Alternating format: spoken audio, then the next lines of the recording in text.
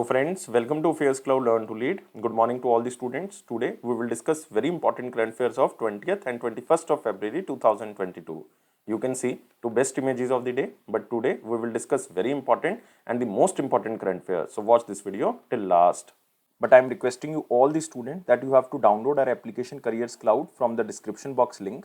After that, log in with the email ID. Then click on this Crack Current Affairs section to subscribe our current affairs for 1 year as well as for 2 years. Both the subscription prices are very much low. But how we are covering this current affair? We are providing you daily section. In the daily, you will see three things. One is detail, second is question and answer format, and third is the quiz section which you can attempt on our application on daily basis. Next is the weekly section. Again, you will receive three things. One is detail, second is question and answer format, and third is the quiz section which you can attempt on our application on weekly basis. Most important section is the monthly, and we are providing 4 type of PDFs. One is detail, second is question and answer format, third is best 100 current affair, that is also provided in the form of question and answer, and fourth one is pocket PDF. It means 2-liners and the 3-liners current affair will be provided to you so that you can revise these current affairs in quick format before your exam. But to enhance your performance further, we are providing 20 most important topic wise PDF. It means if you want to cover one particular topic, then you can use this topic wise PDF. If you are a banking student, we are providing 3 things. One is detail, second is question and answer format, and third is the quiz section. But all these 3 things are only related to banking and economy. And you can attempt this quiz only on our application on monthly basis. If you want to cover all the past current affair of 2021 just from single PDF, then you can use this exam PDF. We are providing detailed budget and economic survey. Expected question and answer will be provided to you so that you can recall that examiner can make these type of questions from budget and economic survey. If you are appearing for your respective state exam, then we are also providing you state current affair, and we are covering every state and union territory. So all these things comes under only one subscription. You have to just download our application Careers Cloud from the description box link. After that, log in with the email ID. Then click on this Crack Current Affair section to subscribe our current affairs for 1 year as well as for 2 years. Both the subscription prices are very much low.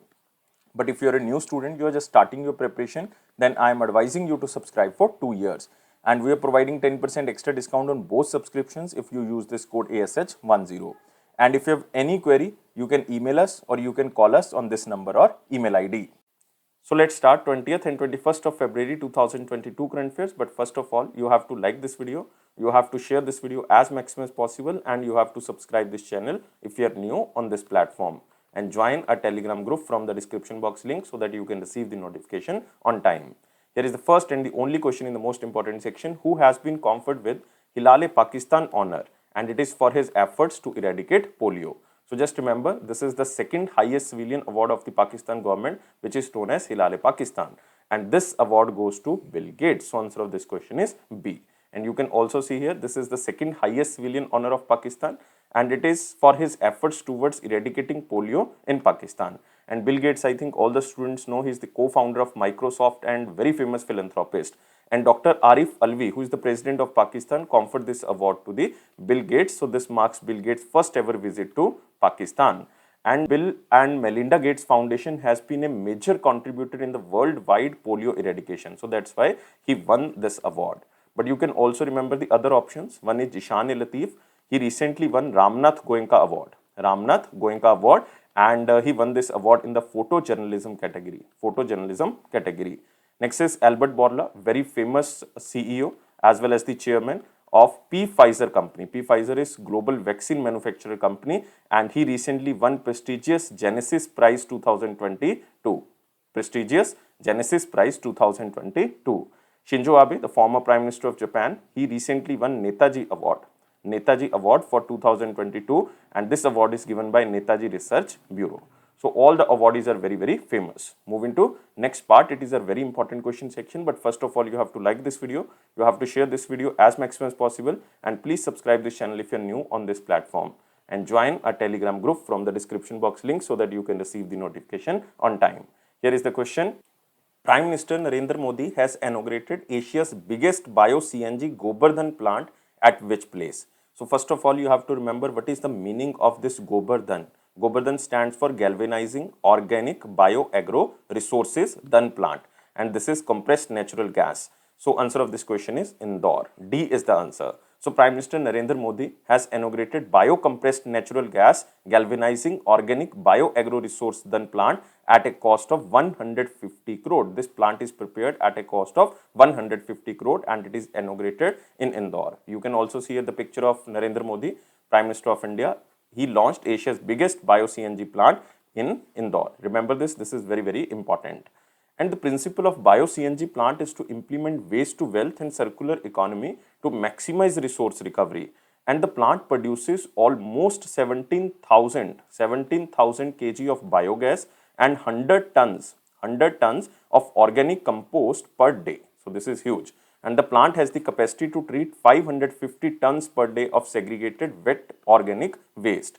And the plant is based on the concept of zero landfill model. This is very important. Zero landfill model is nothing but the zero waste.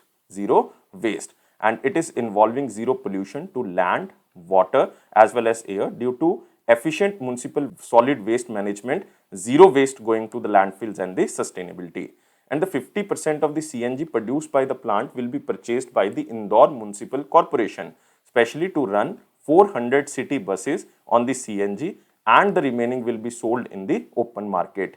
And there are so many benefits of this bio-compressed natural gas plant, like reduction in the greenhouse gas emission, providing green energy along with organic compost as a fertilizer, and the technology will help purify the air quality of densely populated cities by mitigating almost 130,000 tons of carbon dioxide annually. And this organic compost will replace chemical fertilizers for agriculture as well as horticulture purposes. So this city is Indore, in which Asia's biggest compressed natural gas galvanizing organic bio-agro resource plant inaugurated by Narendra Modi ji. Now we are moving to the next question. India's and South Asia's first Biosafety Level 3 containment mobile laboratory inaugurated at which place? So answer of this question is Nasik, but you have to remember the keyword here. South Asia's first Biosafety Level 3 mobile laboratory inaugurated in the area of Nasik. So you can see here, this is powered by ICMR. It means Indian Council of Medical Research. That's why it is very important.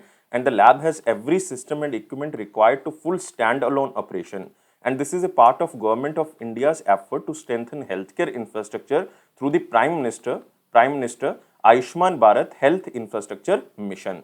And it is controlled through an intelligent control automation system. And this is provided by ICMR, Indian Council of Medical Research. And the system maintains the working environment under negative air pressure, maintains equipment parameter and records all necessary data. The lab will able to assess remote and forested areas of India where specially trained scientists from the Indian Council of Medical Research can investigate outbreaks using samples from the humans as well as animal sources. So this will ensure timely and on-site diagnosis with a rapid turnaround time for reporting this outbreak. So this is launched by Indian Council of Medical Research, and this is mobile laboratory, and this is South Asia's first Biosafety Level 3 mobile laboratory, and it is inaugurated in Nasik, Maharashtra. Moving to next question. International Olympic Committee Athletes Commission elected whom as its chair? Answer of this question is Emma Tako. Answer of this question is C, and she belongs to Finland, and she was the former captain of Finland women ice hockey team, and she is elected till the Paris Olympic Games of 2024. Remember these 3 points. She belongs to Finland. She was former captain of Finland women's ice hockey team, and she is elected till the Paris Olympic Games of 2024. You can also see here the picture of Emma Tako. And the International Olympic Committee Athletes Commission re-elected the ice hockey player Emma Tako of the Finland as its chairman, and she secured bronze medals at the Winter Olympic Games in 1998 as well as in 2010. And table tennis player Seong Min Ryu of Republic of Korea as its vice chairperson. You can also see here the picture of Sang Min Ryu.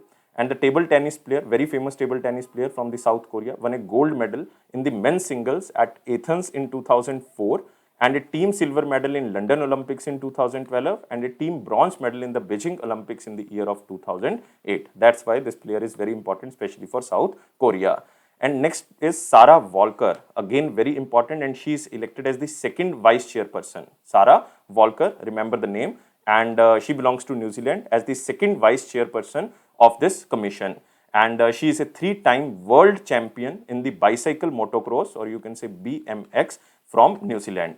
In 2008, she competed in the inaugural Olympic Women BMX competition in the Beijing Games, and she secured a silver medal in the London Olympics in 2012 in the category of BMX, or you can say bicycle motocross. So remember all these players, these are very, very important. I am again repeating, Emma Tako becomes the chairman or chair of this commission, which is known as International Olympic Committee Athletes Commission. Next is Seung Min Ryu, belongs to South Korea, and he was elected as the vice chairperson of this commission, and Sarah Walker became the second vice chairperson of this commission. I think all the students know about Thomas Beck. Thomas Beck is currently the president of International Olympic Committee. International Olympic Committee. And International Olympic Committee was founded in the year of 1894. Its headquarters is in Lausanne. Lausanne is in Switzerland. Moving to next question. A book titled The Founders, The Story of PayPal and the Entrepreneurs Who Shaped Silicon Valley, authored by whom? Answer of this question is Jimmy Soni. D is the answer. So this book highlights the story of multinational digital payment company named as PayPal and how it covered the journey of startup that turned into one of the most successful company of all time, worth over $70 billion today. And it also tells us about the famous people like Elon Musk, Reid Hoffman, Jeff Bezos, and others. So that's why just remember the name of the book, The Founders. Especially this book tells us about how PayPal discovered and how it became one of the most successful company all over the world. And this book is written by Jimmy Soni. But you can also remember the other options here, very important options. First, you can see here the name is Mridula Ramesh. Mridula Ramesh recently wrote a book about watershed. Watershed, how we destroyed India's water and how we can save it. Next is Narottam Sheksaria. Narottam Sheksaria wrote a book about Ambuja Story. Ambuja Story. And the name of the book, The Ambuja Story, how a group of ordinary men created an extraordinary company. Next is Prabhat Kumar. He wrote a book, Public Service Ethics. Public Service Ethics, A Quest for Naitik Bharat. So all the options are very, very important. Moving to next question. First global summit on reimagining museums in India held at which place? So answer of this question is Hyderabad. C is the answer. And this question is very important because this is the first time that a global summit on reimagining museums in India hosted. And the Minister of State, Minister of Tourism, as well as Minister of Development of Northeastern Region Government of India, G. Kishan Reddy, inaugurated this first global summit Reimagining Museum in India, which was held from 15th to 16th of February 2022, a two-day global summit, and it was inaugurated in Hyderabad, Telangana. And name of this summit is Reimagining Museums in India. And over 3,000 participants from India, Australia, France, Italy, Singapore, United States of America and other countries were participated in the summit, and participation was open to the public also. And the government of India is developing 10 museums on the tribal freedom fighter. This is very important because it is to recognize their contribution in our freedom struggle, and it also delivers continued support towards specialized museums such as textile, craft museums, defense museum and railway museums. And since 2014, the Ministry of Culture has been also funding 110 museums across India, and 18 science museums were being developed to promote scientific temper. Even the Archaeological Survey of India, which is functioning under the Ministry of Culture, also runs 52 museums across India. So remember this thing, but the most important thing that this Reimagining Museum in India, this is a global summit which was held in Hyderabad in the state of Telangana. Examiner can also ask the state. And remember, Union Minister is G. Kishan Reddy, constituency is Sikandrabad in Telangana. Moving to next question. Prime Minister Narendra Modi flagged off the Kisan Drone Yatra from Dash and also launched Dash Kisan drones in Dash states. So there are three questions. So first of all, Prime Minister Narendra Modi flagged off this Kisan Drone Yatra from Manesar in Gurugram in Haryana, and also launched Dash Kisan drones, total 100 Kisan drones launched in 16 states. So answer of this question is A. So you can see here, Prime Minister Narendra Modi flags off 100 Kisan drones to spray pesticides in the farms across India. And these 100 Kisan drones were set off in 100 villages, in 16 states across India, which includes Uttar Pradesh, Punjab and Goa. And this is an initiative by Garuda Aerospace Pvt Ltd.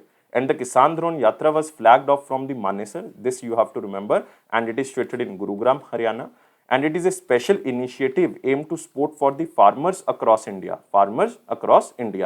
and he flagged off 100 Kisan drones in various cities and towns across India to spray pesticides in farms across the states of India. So especially it is for the farmers across India. And the farmers can use the high capacity Kisan drones to transport their produce such as fruits, vegetables and flowers to the markets in a minimal time and boost their income. And the Kisan drones will also be promoted from the crop assessment, digitization of land records and spraying of insecticide and the nutrients. So that's why this is very important initiative, technological driven initiative, especially for the farmers. So answer of this question is Manesar 116. It is launched in Manesar. Total 100 villages will be covered. Total 100 drones are flagged off. It will cover 16 states. Moving to next question. Prime Minister Fasal Bima Yojana was recently in news and it was launched in which year? So first of all, you have to remember this picture. Prime Minister Fasal Bima Yojana entered its 7th year of implementation. 7th year of implementation since its launch in 2016. Exact date is 18th of February, but it is not important, and it is launched by Prime Minister Narendra Modi from Madhya Pradesh. So answer of this question is B. And this Prime Minister Fasal Bima Yojana is a flagship scheme of the Government of India that aims to provide financial support to the farmers suffering from the crop loss or damage arising out of the natural calamities. So you can see here, this is 7th year of implementation, which is started in 2022, and the scheme will be launching a doorstep distribution drive to deliver crop insurance policies to the farmers, Meri policy, Mera Haath, in all implementing states in upcoming Kharif session or season. And this is very, very important because the doorstep distribution drive aims to ensure all the farmers are well aware and equipped with all information on their policies, land records, the process of claim and grievance redressal under the Prime Minister Fasal Bima Yojana. And the claim benefits will be transferred electronically into their bank accounts of the eligible farmer. And the scheme will provide financial assistance to around 85% of the most vulnerable farmers who are small and marginal farmers enrolled under the Prime Minister Fasal Bima Yojana. And you can also remember recently we covered the drone technology, and the use of drones for crop insurance was announced in the budget of 2020-23, which will further strengthen the integration of the technology in the farming sector. So just remember, this is Prime Minister Fasal Bima Yojana and it was launched in 2016. Now it entered in 2022 and this is the 7th year in which this scheme entered. Moving to next question. India and which country recently signed Comprehensive Economic Partnership Agreement? This is again very important, and this country is United Arab Emirates. So answer of this question is A. So India and UAE virtual summit was held between the Prime Minister Narendra Modi and Abu Dhabi Crown Prince HS Sheikh Mohammed bin Zayed Al Nahyan. And you can also see here, this is India's UAE Comprehensive Economic Partnership Agreement is a first bilateral trade accord concluded by the United Arab Emirates, and it is also India's first bilateral trade agreement with the MENA. MENA stands for Middle East and the North African region. It means United Arab Emirates is the first country from this region under which India signed a bilateral trade agreement. And UAE is India's third largest trade partner, and Prime Minister specially stated that the possibility of an increase in the bilateral trade volume in the coming 5 years through the Comprehensive Economic Partnership Agreement. And two other MOUs, such as one on the cooperation in the climate action and the other on the education, have also been agreed upon between the both nations. So this is very, very important. Recently, Prime Minister Narendra Modi hosted first ever Central Asia Summit 2022 in a virtual format with the president of 5 Central Asian nations. One is Kazakhstan, Kyrgyzstan Republic, you can say, Tajikistan, Turkmenistan and Uzbekistan. So this is first India Central Asia Summit 2022, which was inaugurated by Prime Minister Narendra Modi. So remember about United Arab Emirates. Its capital is Abu Dhabi. Currency is United Arab Emirates dirham, and president is Khalifa bin Zayed Al Nahyan. So we covered all the points. Moving to next question. TransUnior CIBIL, who is also known as Credit Information Bureau Limited, partnered with whom to launch nationwide MSME consumer education program? So answer of this question is FICCI. C is the answer. It means Credit Information Bureau Limited partnered with Federation of Indian Chambers of Commerce and Industry to launch nationwide MSME consumer education program. So you can see here TransUnior CIBIL and FICCI. So it is to get awareness about the credit management, CIBIL rank and commercial credit information. And the program will kick off with MSME clusters in Maharashtra, in Assam and Tripura that aims to reach thousands of MSMEs across key clusters in India. And the objective of this program is to empower MSME with knowledge on how to build a good credit history and CIBIL rank to avail easier and faster access to the finance. And TransUnion CIBIL offers MSME lender solutions like CIBIL rank and commercial credit reports for the lending. And CIBIL rank assigns a rank to the MSME based on its credit history data on a scale of 1 to 10. But the most important here is CIBIL rank. This is very important, or CIBIL score, you can say. This is more important than CIBIL rank. CIBIL score introduced in the year of 2007, and it was India's first generic risk scoring model for the banks as well as for financial institutions. And CIBIL score is a 3-digit number between 300 to 900, 300 being the lowest, and that represents an individual credit worthiness. And a higher CIBIL score suggests good credit history and responsible repayment behavior. So that's why the CIBIL score and CIBIL rank to the MSMEs is very, very important, especially to take the credit from the banks and the financial institutions. And remember about TransUnion CIBIL. This is very important organization, credit rating organization, and its MD and CEO, Managing Director and CEO is Rajesh Kumar, and headquarters is in Mumbai, Maharashtra. Moving to next question. Government of India and which organization signed loan agreement of USD 115 million to implement the REWARD project? The most important project, REWARD project. REWARD stands for Rejuvenating Watersheds for Agriculture Resilience through the Innovative Development. This is REWARD project, and this is financed by World Bank. So answer of this question is C. So the Government of India and the World Bank signed a loan agreement of USD 115 million to implement the Rejuvenating Watersheds for the Agriculture Resilience through Innovative Development project in the states of Karnataka and Odisha. So it is implemented in 2 states. One is Karnataka, second is Odisha, with the support of the respective governments. And this is Rejuvenating Watershed for the Agriculture Resilience through the Innovative Development, and it is launched in the states of Karnataka and Odisha. And 115 million loan has a maturity of 15 years, which is provided to these 2 states, including a grace period of 4.5 years. And you can also remember Karnataka will get $60 million out of 115, and Odisha will get $49 million out of $115 million, and the remaining $6 million will be for the Central Government Department of the Land Resources. And the main objective is to improve land and water conservation and the climate resilience in the selected watersheds. So remember this REWARD project, this is very, very important. The project is an initiative of the Department of Land Resources under the Ministry of Rural Development and the World Bank. And it is proposed as a 6-year project from 2021 to 2026, and one of the largest watershed management program in the world. So the main objective is to strengthen capacity of the national as well as state institutions to deliver more effective science-based watershed development programs in the country. And it will be funded in 70:30. 70% assistance will be provided by the World Bank and 30% will be provided by the state government. And the Government of India committed to restore 26 million hectares of degraded land by the year of 2030 and doubling the farmers' income by 2023. And remember about World Bank, headquarters is in Washington, D.C. President is David Malpass, founded in 1944, and motto is working for a world free of poverty. World free of poverty. Moving to next question. Government has approved the continuation of Rashtriya Uchchatar Shiksha Abhiyan scheme till the year of. So this is very important. This scheme is known as Rashtriya Uchchatar Shiksha Abhiyan, and this will be implemented till the March 2026, and total expenditure under this scheme will be 12,929 or approximately 13,000 crore rupees. And you can see here government approves this Rashtriya Uchchatar Shiksha Abhiyan scheme to continue till 31st of March 2026. First of all, it was launched in the year of 2013. It was launched in year of 2013. So under the new phase of this scheme, the state governments will support gender inclusion, equity initiative, enhances employability through vocationalization and skill upgradation. And the new phase of the scheme would support around 1,600 projects, and grants will be provided for strengthening universities and colleges for undertaking various activities, including teaching, learning in Indian languages.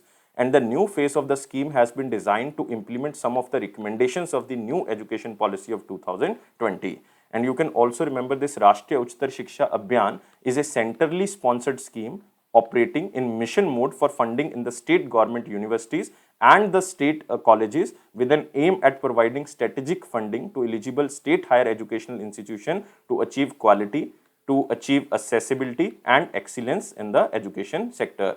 And this scheme first time launched in the year of 2013. And it comes under the Ministry of Education, and Minister of Education is Dharmendra Pradhan, who is currently the member of Rajya Sabha from Madhya Pradesh. Moving to next question, it is from picture.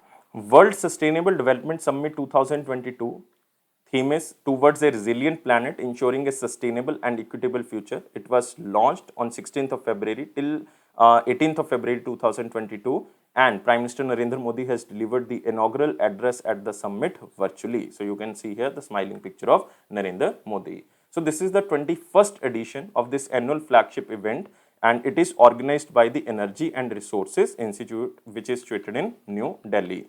And the theme of this event is towards a resilient planet, ensuring a sustainable and equitable future. And environment ministers from nearly a dozen countries took part in the event that had delegates from almost around 131 countries. And especially Vedanta Group has signed a memorandum of understanding with this institution, which is known as the Energy and Resource Institute, to sustainable use of resources for a resilient planet through transformative actions and improve its environmental, social and governance goals. Because Vedanta plans to invest around 200 crore over the next 5 to 10 years on research and development and sustainability initiatives to promote and build a sustainable ecosystem, especially for environment and energy. So you have to just remember, this is World Sustainable Development Summit, but it was held virtually. So there is no place where it was held. So just remember, the theme is towards a resilient planet, and inaugural address was delivered by Prime Minister Narendra Modi. And you can also remember about this institution, the Energy and Resource Institute. Its headquarters is in New Delhi, and its Director General is Dr. Biba Dhawan. Moving to our next part, it is our important question section. But first of all, you have to like this video, you have to share this video as maximum as possible, and please subscribe this channel if you are new on this platform, and join our Telegram group from the description box link. Here is the question: which company in partner with Sonata Software launched Cloud for Retail? Cloud for Retail. Just remember the question as same as in slide, and this company is Microsoft. B is the answer. So you can see here, Sonata Software provides the best retail platforms through world-class internet protocols, in-house migration and modernization tools, engineering services for the retailers. And name of this Cloud for Retail is Microsoft Cloud for Retail. Microsoft Cloud for Retail. And the Sonata Connected Retail Solutions is available through the Microsoft application source. And the partnership with Microsoft Cloud for Retail is to enhance capability, emphasize on leveraging data, elevating the shopping experience, building real-time sustainable supply chains, and empowering store associates. So just remember, this company is Microsoft and the Sonata Software, who launched this Microsoft Cloud for Retail. Moving to our next question. Indian Army's tag for new gecko from Meghalaya. So a team for herpetologists recorded a new species of gecko from a Umroi military station, which is situated in Meghalaya. So its scientific name is Cryptodactylus exercitus. Exercitus in Latin known as army, and in English it is known as Indian Army's bent-toed gecko. You can remember if you want, but it is named after the Indian Army. And the species is named to honor the bravery of the Indian Army. And remember herpetology. Herpetology is a branch of zoology that deals with the study of amphibians and reptiles. Moving to our next part, it is a one-liner important point. Here is the first point. Bill Gates honored with Hilal-e-Pakistan, which is the second highest civilian honor of the Pakistan to eradicate polio. We already covered this question. Next, NHPC incorporates subsidiary for the development of renewable energy. So it means NHPC Limited, which is a state-owned hydropower giant, has set up a new fully owned subsidiary company, which will be known as NHPC Renewable Energy Limited, or you can say NREL, for development of renewable energy, small hydro and green hydrogen based business of NHPC. But you can also remember about NHPC, its chairman managing director is Abhay Kumar Singh, headquarters in Faridabad. Next, Prime Minister Narendra Modi has inaugurated Asia's biggest Bio-CNG Gobar-Dhan plant. We already covered. This is launched in Indore. Next is SBI, Bank of Baroda, Punjab National Bank, UBI, Bank of Maharashtra and Canara Bank pick up stake in the IDRCL. This stands for India Debt Resolution Company Limited. So IDRCL is a service company or an operational entity which will manage assets and loop in the market professionals and turn around experts. and especially public sector banks and the financial institutions which deals with the public finance will hold a maximum of 49% stake in the IDRCL, and remaining will be with private firms, private sector. Next is Prime Minister virtually inaugurated 2 railway lines connecting Thane and Diva, flagged off 2 suburban trains. Again, this is not important. So Prime Minister Narendra Modi recently dedicated 2 additional railway lines. This is the 5th and the 6th railway line connecting Thane and Diva, and it is situated in Maharashtra over video conferencing, and he also flagged off 2 suburban trains in the Mumbai Suburban Railway. Recently, Ministry of Railway has allocated more than 11,000 crore to Maharashtra in the 2022-2023 budget. Next, Cabinet or the government approves continuation of RUSA or Rashtriya Uchchatar Shiksha Abhiyan till 31st of March 2026. We already covered this point. Next is question of the day, but it's the question of 19th of February 2022. Which bank was founded by Lala Lajpat Rai?